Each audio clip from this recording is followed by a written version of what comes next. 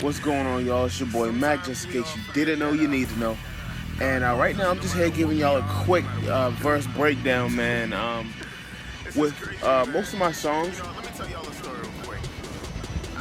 sorry, with most of my songs that I put out, I try to put as much into my personal life and being as transparent as I can be on a song, with obviously staying in context with what the song is talking about. But I think one of the great things is that I try to connect with everybody, with a real situation or where a story. One of my verses that I really like, that was like a real transparent one that I really rock with, is called Unconditional. And basically what that song is, it's talking about God's unconditional love for us. And it was amazing because where I was writing it, it took me into a deeper place. Just me as a person and growing up, and it kind of showed a little bit more of that story. I was fresh out of high school, going into college. I always played it smart, keep it cool, say no to violence. I stayed away from drugs and talking about the trap. I just really loved God and all I did was gospel rap. But this part may get delicate. My family was separate ways and I prayed for Yahweh just to settle it. I began to rush some things, then adjusted things. Fell in lust for things, began mistrusting things. Never knew I was bleeding. My heart was stretching and weakened. Never really knew what was needed, just figured sexual healing till I was home being idle. Take a peep at the title, then I picked up the Bible, then I began to redial Romans 5:8, man, that verse is so clinical. In addition to, trust man, the story's not fictional. The way it came up, dude, it was unthinkable. A biblical way to say his love is Fresh out of high school, going into college, I always played it smart, keep it cool, say no to violence. Stayed away from drugs and talking about the trap. I just really loved God and all I did was gospel rap. Pretty much self-explanatory, like that whole, basically for me being in high school, all I did was gospel rap in high school. For those who know me, in high school I was gospel rapping from beginning to end. I tried to dip in other things, but it wouldn't work out. Like gospel rap was my thing. And basically when I got to college, I'm not about that thug life. I'm not. I think I'm too goofy or too happy of a guy to do that. That's just my opinion. And basically that's what it was. Like I kind of, going into college, I kind of stayed in my little zone. Like I didn't try to bounce from back and forth. No, at that point I was really just staying in my zone. This part may get delicate. My family went separate ways and I prayed for Yahweh to settle it. With that part, it was more, hold on.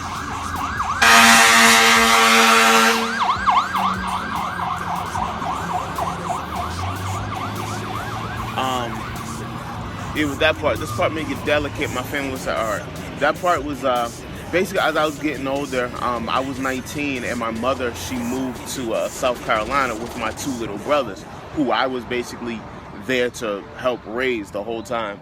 And they definitely had a piece of my heart, and they moved. We still keep in contact, but at that time I was really hurt. Like I could have moved with them, but I chose to stay because of my own reasons or whatever. And it was a hard thing to get around, so that part was it was a little tough. But not only did she leave, other people in my family kind of dispersed. So this part may get delicate. My family went separate ways and I prayed for Yahweh to settle it.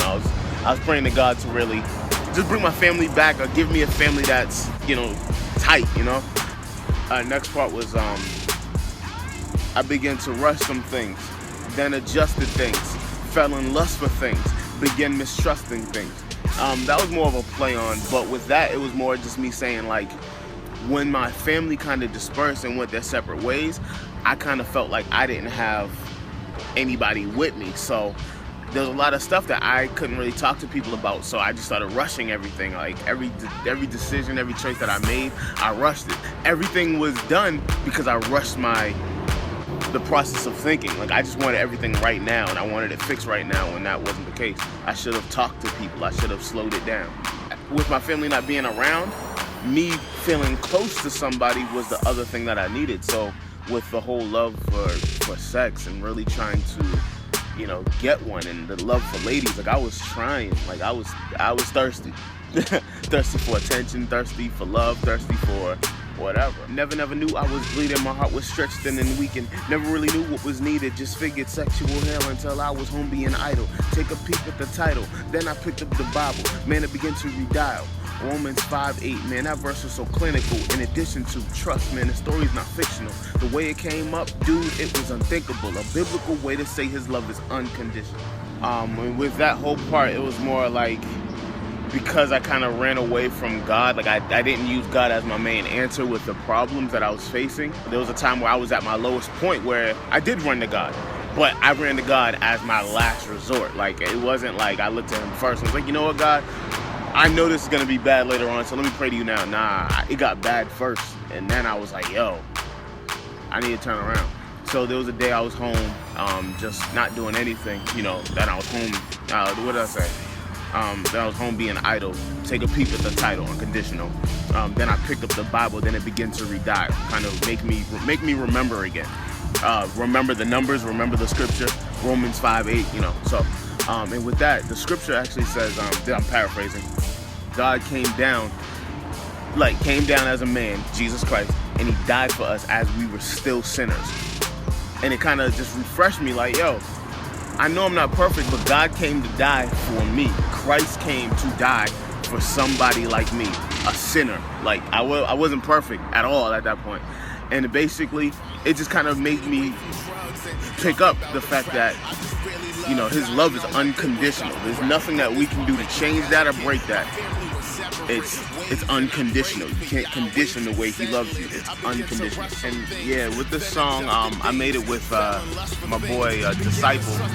And when we thought of the song, it was something that we both were like, we were both agreeing on. Like, this would be a good song. Talk about God's love, and we use that to our advantage. That why wouldn't we want to promote Christ like that? Yeah, I'm about to rock the selfie stick. Why wouldn't we want to promote Christ like that and talk about his unconditional love? And that's one thing that we want to push forward. That's one thing we want to push forward. The fact that God's love is unconditional, and that's not going to change. There's nothing that, nothing's going to break God's love for us. We were still sinners in the world, and he still gave us another opportunity that he died for us. And that's a blessing right there. So when we wrote the song, that's what we had in mind. That's my verse breakdown. Hope y'all enjoy it. It's unconditional. It's unconditional. It's unconditional.